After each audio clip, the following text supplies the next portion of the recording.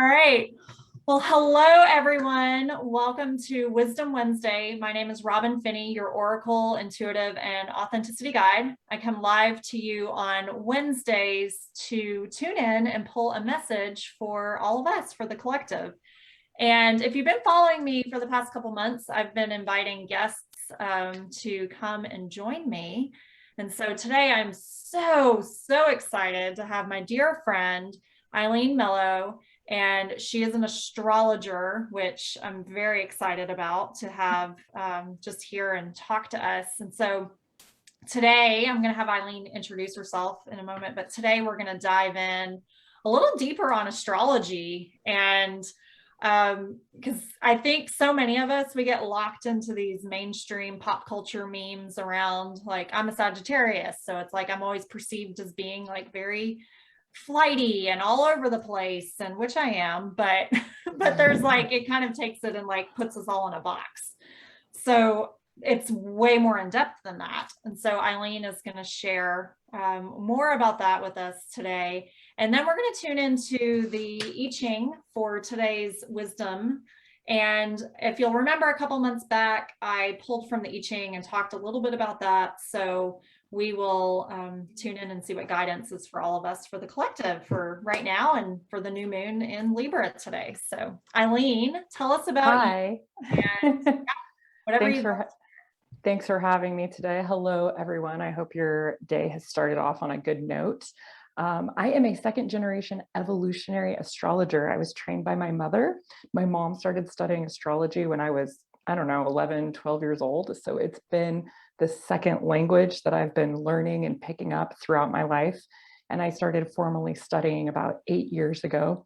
Evolutionary astrology there are many different types of astrology. Astrology has been around for thousands of years. And so as you can imagine, there are different cultures have practiced astrology in different ways. And now, most recently, with the discovery of the outer planets, which are Uranus, Neptune, and Pluto, that's incorporated a whole nother dimension into astrology and how we interpret astrology. But evolutionary astrology is specifically concerned with a person's evolutionary journey. So it is what I call a psycho-spiritual astrology. So there's a psychological and spiritual component to the interpretation of a person's birth chart or horoscope.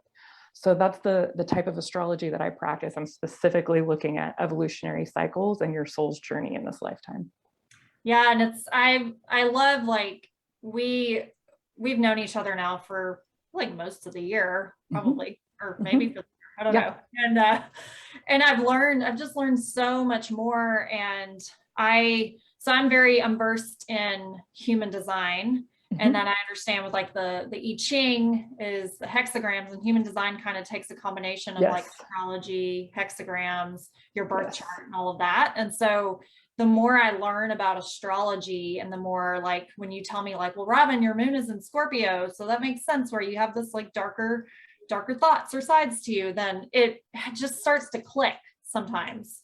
So I really appreciate that and that balance. Right. Yeah. And you're leading me to segue here into giving everybody a definition of astrology, because most people don't even, like, if you were to ask somebody what is astrology, you're going to come up short, but essentially astrology is the study of the correlation between the planetary cycles and events on Earth and in our personal lives.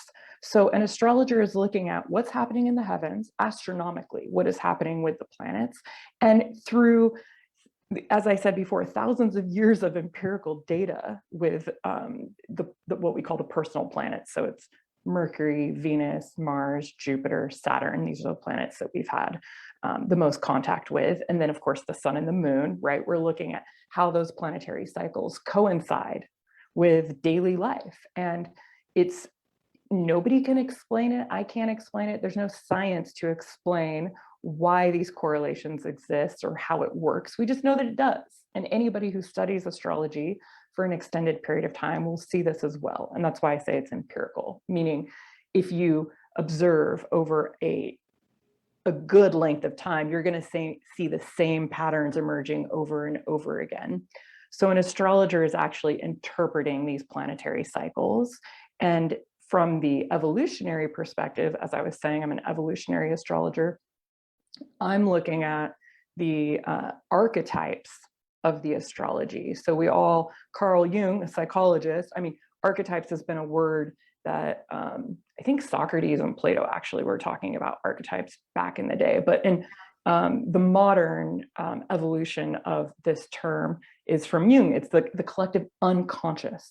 So all humans are experiencing certain themes or archetypes in life, and those archetypes are reflected in the astrology. And Jung was an astrologer, by the way, for those of you who don't know. Oh, yes. yeah, I didn't know that, because I often will pull from the Archetypes guidebook, and the archetype deck is based off of his study.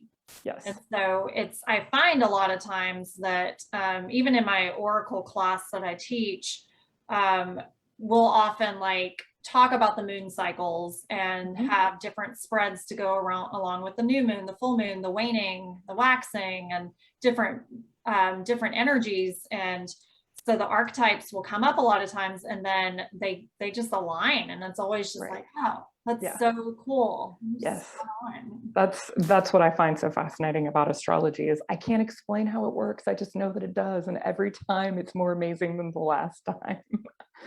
Yeah. And I know that it's hard. It's kind of a loaded question, but I started noticing a few years ago that, and the more I learn about just my design and being like with my human design, having so many open centers and just picking up on so much energy from around me, that I'm actually very in tune with the moon cycles. But it's different. It's been interesting because for a while I would notice that I would be just really tired when a new moon would hit, and I would just like sleep. But then I've kind of noticed a shift now where it's like I'm a little more energized now, and then on the full moon I feel more like, oh, interesting, tired. And so that's only been within the last couple months, I think, that I've noticed that. But what would you say I know this isn't a blanket because we all have different, like with our charts, it's all very different, but is there anything collectively with the moon cycles that speak? Because typically there is, like, it's a new moon, so typically a lot of astrologers will say like, this is a time for setting intentions. Yeah, it is true. So we have a new moon every month, and the new moon is always in the same sign that the sun is.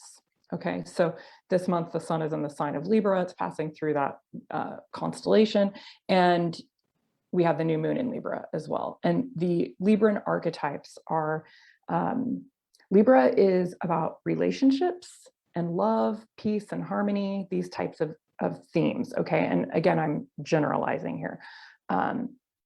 But Libra is most concerned with being in balance. And so there's a lot of, I like to say it's the external side of Venus. Venus is the planet that rules the sign of Libra, and it's very focused on others. So this is where the peacekeeping comes into place, where it's aware and concerned with everybody being happy. Okay. And so Libran energy does not always know, most of the time, Libran energy is not very good at receiving, because it is so focused on giving in order to make others happy, right? And it does it joyfully even, but then resentment can set in. It's important to realize that whether or not you are a Libra, you have a house in your horoscope that is the Libra house, and you may have planets in the sign of Libra that is not your sun. And so and we all have the planet Venus in our chart. We all do. So Venus and Libra are almost like, for evolutionary astrology, you could almost use them as synonyms in terms of the archetypal energies. So everybody right now under this new moon with the sun in Libra, it's not even just, we have the sun in Libra, the moon in Libra, Mars in Libra, and Mercury retrograde in Libra. And I'm looking at my chart to make sure I got it all right. Yes. Okay. So that's a lot.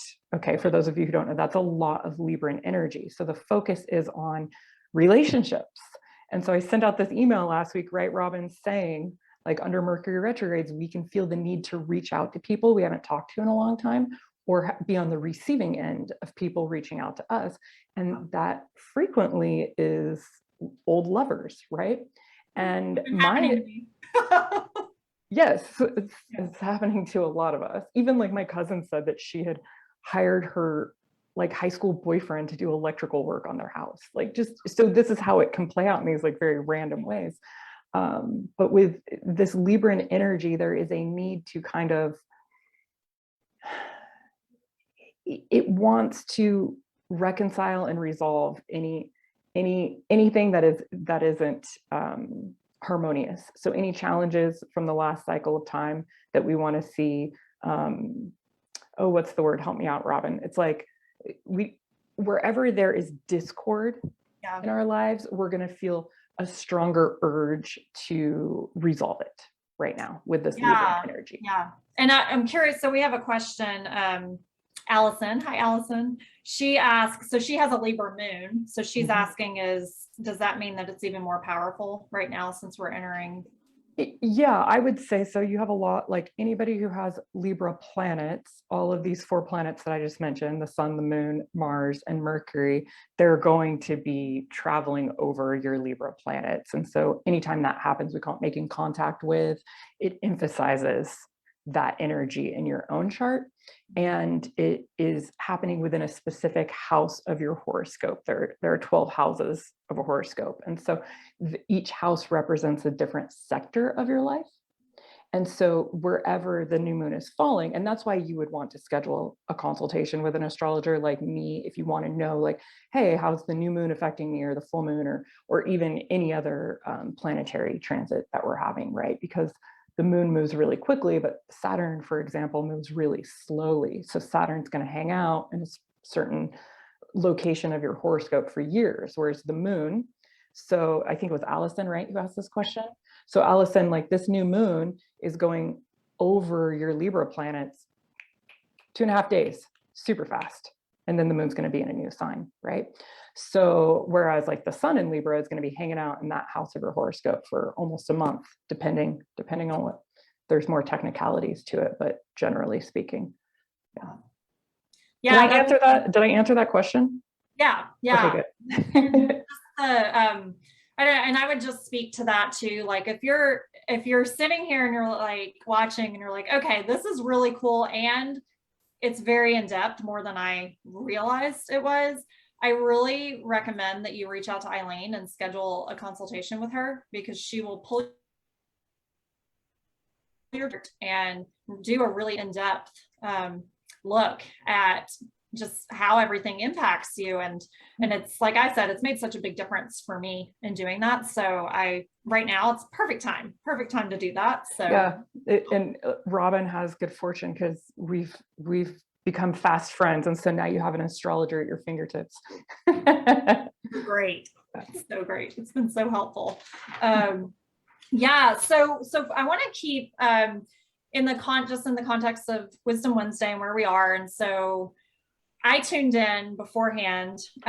Usually I do, for those who watch me each week or live or catch the replay, often I will tune in live and pull a card or an oracle message. So I'm pulling from the I Ching today. So I went ahead and did it beforehand. And I covered this back in the summer and gave a little more of an intro to the I Ching, but Eileen, you can speak a little more to it. But the I Ching they refer to it as the original oracle. So it's been around for centuries. And so I tuned in beforehand, because when you're pulling from the I Ching, there's hexagrams, you're rolling, you're taking, here I'm dropping it, you're taking money, coins, and rolling those out, flipping them, whatever, for 6 times. And so there's changing lines. There's a lot of in-depth. So to save space today, I went ahead and pulled our message beforehand. But before I dive in with the question and everything, do you have anything that you want to just add to, because you've been studying the I Ching. Eileen's actually the one that introduced me to the I Ching, and it's made such a difference. I like to say that, and you can speak to this, but so in my Oracle course, I say with Oracle cards, it's kind of giving you like, you can look at it, you can definitely pull cards situationally. And it's also really good for like a more like tarot cards, especially, but give you more of like an overview and like big picture, kind of like a bird's eye view of like where you are right now and what themes you're seeing. Whereas like the I Ching is great if you just have a specific situation in your life, a relationship or something like a job, or there's something off and you just want to consult for that. So what do you, is there anything you have? Yeah, so I have the same one. It's a different cover, but this, Oh, I I like sent you that one. Yeah. And it's by this translation is by Brian Brown Walker. And the subtitle is A Guide to Life's Turning Points, which speaks to the nature of it being, it's a divination tool that is used specifically during times of transition. And so that could be, depending on how much transition we got going on, and in our personal lives, that could be once every few months, once a year, or once every few weeks, right? But essentially, I started using this. My mother recommended it to me when I was going through the equivalent of a divorce. It was a 9-year relationship that ended. And this was the catalyst to really taking my spiritual path to a new level, because the hexagrams, that's what they're called. When you throw a hexagram, you're essentially getting spiritual guidance. So it's not like other oracle decks that are maybe answering with specific archetypal energies, but this is actually asking you, how are you moving through life, and how can you move through life with, first of all, more integrity, and secondly, in better alignment with the universe and the cycles of the universe, and just be in better alignment with God. So there's a lot of reference to God in the I Ching. There are different words that are used. It's like the sage or spirit, right? But it's, I use the word God. So if you are on a spiritual path, or if you're thinking like, I don't know what that means to be on a spiritual path, but I want to be this, I highly recommend this book, because you could just flip to any page of it and get like profound wisdom that you can think about and mull over and really use to catalyze your spiritual growth. Yeah, and I remember when you gifted me a copy of it, I didn't know what it was at the time. Mm-hmm. And so I thought it was just like, it was a book I was reading. Yeah. And I just like opened to a random one, and it was like spot on for where I was. And I was like, oh my goodness. And so it kind of was like, I was like, oh, it's connection. Uh-huh. We're connecting to source, to spirit in that realm. And so it's going to show us. And then when I actually like threw my first hexagram, I got the message that I had like randomly opened to in the book. So, which is not random at all, but so it's really cool in that aspect. And so I tuned in beforehand, just taking in the energy of where we are right now and just pulling a message for the collective. So I'm going to read that, and then I'm going to have you, Eileen, just kind of add to it and share like the perspective around the astrological side. Yes. So I tuned in beforehand and asked what message will support us as a collective energy during the new moon in Libra, since we're entering that new moon today. And if you on Wisdom Wednesday, I pull for the collective. And so the message that came up, which I found really intriguing, and also like, oh yeah, I can see this especially when you speak to relationships, and that being kind of the center, and more of the being more on the giving side. And so I found it to be a really profound message for that. So when I tuned in, what I got was 39, which is obstruction, and it's surrounded by obstructions. One must first retreat, then seek the direction of the sage or God. There's an old saying which fits this hexagram. You are caught between a rock and a hard place. In other words, you are surrounded by obstructions. As much as you may want to blame others for the difficulty, in all likelihood, the true obstruction is in your own thinking. What is called for now is a retreat into self-examination and self-correction. Emotions of desire, fear, or anger may tempt you to take action now, but do not be seduced. The presence of these strong feelings is proof that you are off balance and need to steady yourself. As long as you try to forcibly achieve external results rather than carefully following higher truths step by step, you will be obstructed from making personal progress. Whenever we indulge in judgments about others, we obstruct our own peace of mind and progress. We choose instead to see the best in others, allow them to come and go as they will, and turn our energies inward towards self-improvement. Often the faults in our own thinking are revealed only with the aid of others. You would be wise to seek the advice of a qualified counselor or true-minded friend. Retreat, self-examination, and self-correction will remove the obstructions that block your path now. And so I was like, whenever I read, Eileen sent this really great email out last week called Heartbreak Hotel. And it was like, old lovers reaching out to you. Do you have the urge to reach out to them? Don't stop. And so when the message came up today, and it's just asking us to like take a step back and self-reflect, I was like, yeah, that's pretty spot on. Yeah, I love this one. And I had said to Robin, maybe we even just read the hexagram retreat instead of you pulling one, because that's what I'm feeling. And then she pulled it, and it's about retreat anyway. The subtitle, right, is surrounded by obstructions. One must first retreat, then seek the direction of the sage. So, I mean, I could talk for an hour about how this hexagram is reflected in the astrology right now. It's rather uncanny, but as we are in a Mercury retrograde right now, and Mercury retrogrades, I know it's like pop culture astrology, so everyone thinks they know what a Mercury retrograde is, but few people actually do. So I'm going to start with a definition of retrograde. So what is a retrograde? First of all the planets retrograde at some point, aside from the sun and the moon, which aren't technically planets, right? But a retrograde is when, from our vantage point on Earth, a planet looks to be moving backward in the night sky based on the orbit, okay? So it is symbolic, like all astrology is, in that when we have a planet retrograding, the typical function of that planet and its representation seems to be a little off kilter. So Mercury goes retrograde for 3 weeks at a time, every 4 months. So about 3 times a year. Sometimes it's 4 times a year, but usually 3 times a year, Mercury goes retrograde. Well, astrologically, Mercury is and mythologically also, Mercury is the god of communication. So we look to Mercury in our lives, in our charts, to see how we think and how we communicate. There's lots of other things that Mercury is associated with, but I'm just going to touch on these 2 points. So when Mercury's retrograde, we tend to have more issues around communication, misunderstandings, things of this nature.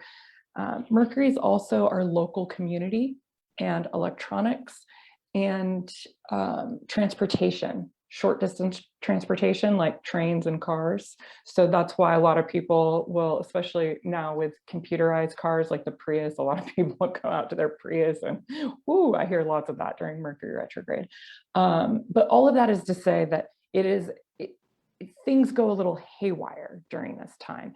And I have observed over the years that I really believe that the reason that things go haywire is because we're actually meant to be slowing down and integrating the previous cycle of energy. And we no longer live in a culture, at least in the United States, where people ever just stop and allow life to integrate into the psyche. We are moving, just like Mercury, because Mercury's delivering messages to everybody in the universe at all times. He's like freaking Santa Claus on Christmas Eve, but like all day, every day. That's Mercury's function.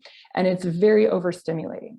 And we have become such an overstimulated species that we no longer have any connection to a higher power or source, or even to that still small voice of God.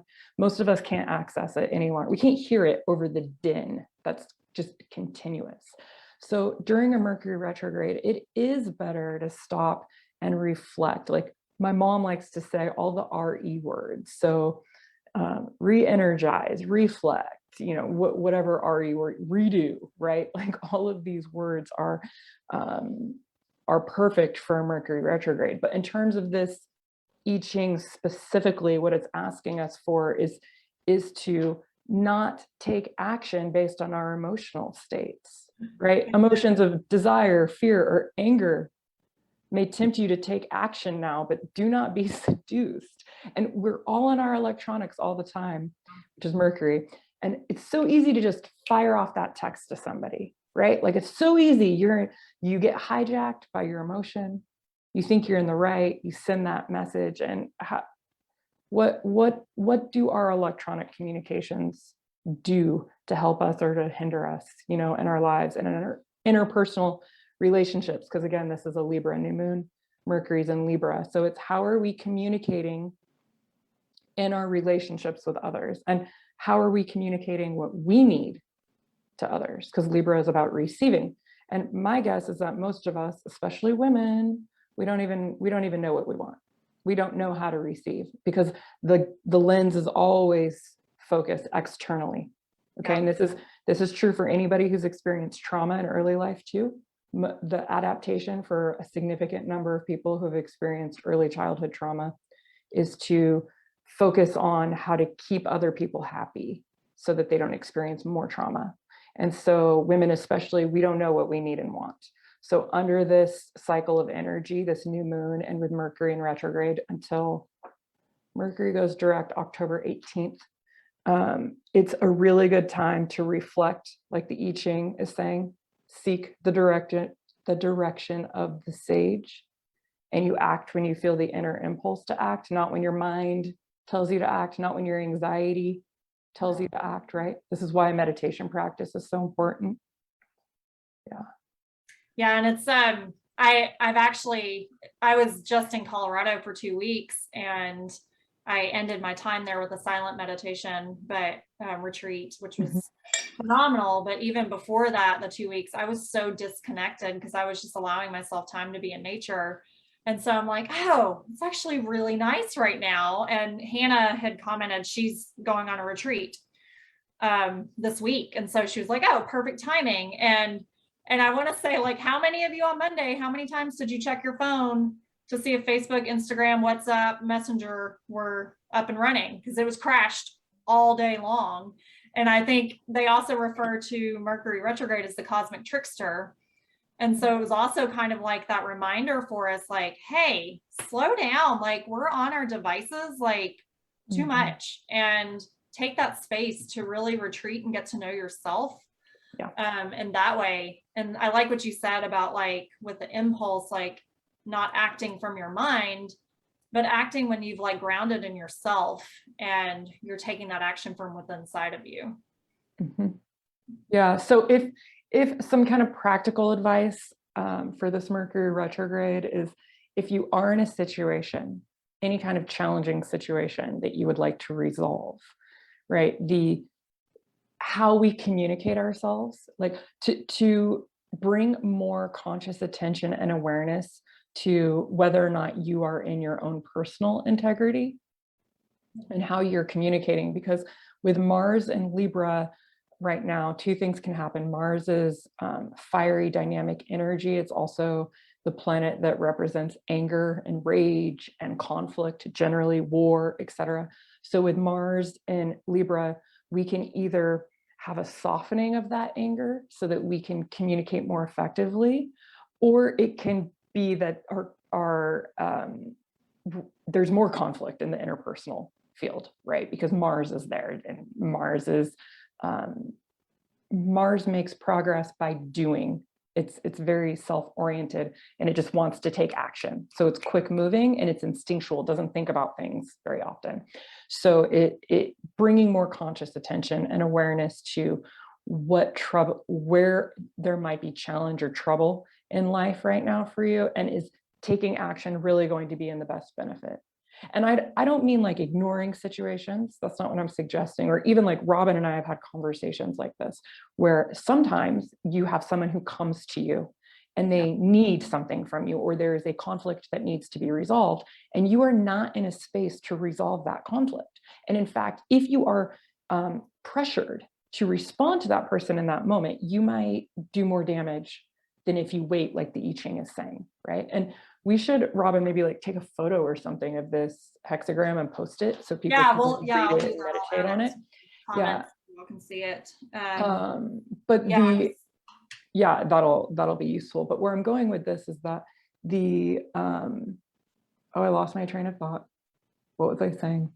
With the responding. Oh, that you can respond to somebody and say, like, you don't have to ignore a person. You can say, I want to discuss this with you. This is important, but now is not a good time for me. Right. Yeah. So really reflecting on how you're communicating, and is it kind? Is it beneficial for you and the other person? Because Libra is always focused on the other. But what we know, what psychology tells us and modern spiritual practices, is that if we're not healthy and happy, then our relationships can't be healthy and happy. So if we're always shifting our behavior to make the other happy, then inevitably both people are going to be unhappy, because that person can't be happy if you're not happy. Not truly. It's codependence. That Libra is the archetype of codependence. So, yeah, and I say, like, I am a active recovering people pleaser. And I heard recently, I was reading something that it clicked, and I'd never seen it this way, but people pleasing is a form of control. And I grew up in a very chaotic environment. And so my whole life I've had to be like, organization is what keeps me calm, and conflict really alerts my nervous system.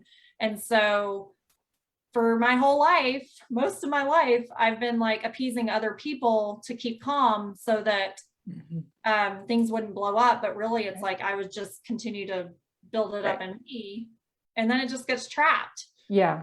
So the external circumstances are peaceful and harmonious, but the internal landscape is a shit show. Right. Yeah. So it's just learning to honor that. And but yeah, I'll post the message there, and then I would love to, if you're interested in this conversation and you want to know, like Eileen mentioned, that Mercury goes retrograde about 4 times a year. She has an electrifying astrology chart. So I dropped the link in the description, and you can just click there and you can subscribe to her newsletter, and you'll get the download. It's this little guy. Awesome. I have it. And I'll refer to it so that I can kind of know when I feel that energy and I'm like, what's going on? And then I look at the chart and I'm like, okay, all right, this makes more sense. So I'll post that so you guys can see it. And I just want to thank you, Eileen, for coming on today and being our guest. It's such an honor. And I know this is a topic that we could continue to delve into more. And so we will. I'll have you, we'll be back together. And for all of you out there, thank you so much for tuning in, or if you're catching the replay. If you have any questions, follow-up questions, please comment. Please. And we'll definitely respond, Eileen. If you have questions about astrology, and then if you want to schedule a one-on-one with her as well, I highly recommend that. And if nothing else, if you want to keep me and my guests fueled for going, then you can buy us a coffee, and there's a link in there to keep us going. So thank you all. Thank you, Eileen. Thank you, Robin. I hope you all have a wonderful Happy new moon. Yay.